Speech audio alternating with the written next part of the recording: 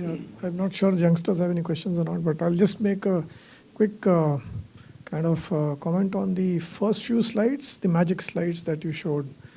We know that magic is outdated. That's fine. But magic is outdated for the patients it was designed for.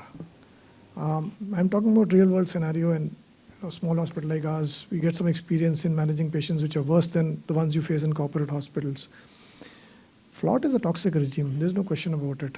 Still, Indian hospitals, oncologists keep grumbling about patients not tolerating FLOT, and yet when they come to podiums, they start recommending FLOT because apparently the trial says so. In the real world scenario, there are lots of patients in my own practice where my oncologist says, if I get FLOT, the patient is not going to get to use surgery.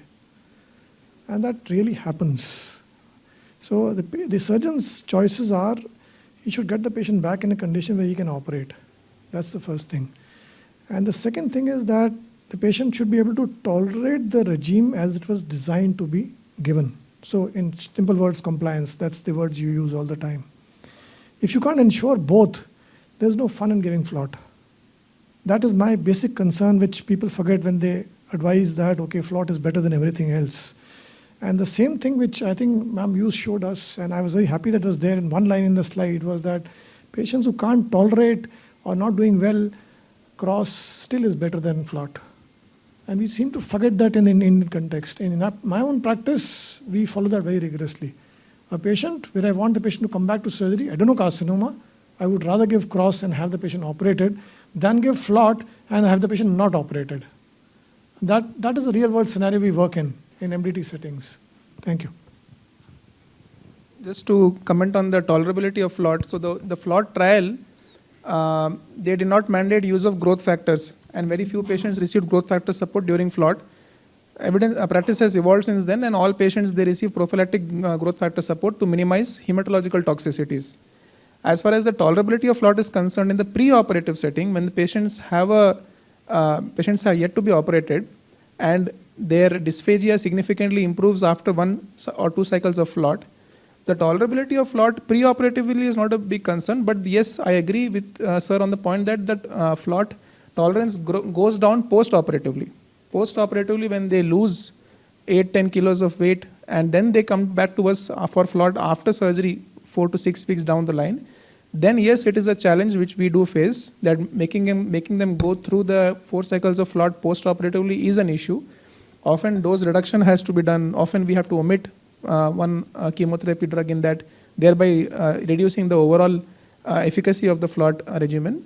But in terms of the going to surgery, cross versus FLOT, I think the tolerability of FLOT preoperatively is definitely not an issue in someone who is experienced and who does the FLOT regimen on a routine basis.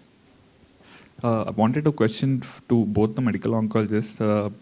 For the DCF regimen, is there any adjuvant dose that is given, or is it just 3-4 cycles of DCF surgery and then we are done?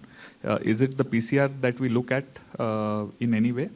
It was irrespective of the histopathological evidence. I mean, it's DCF surgery and we stop irrespective. No, they were always perioperative, right? So even the MAGIC trial was perioperative.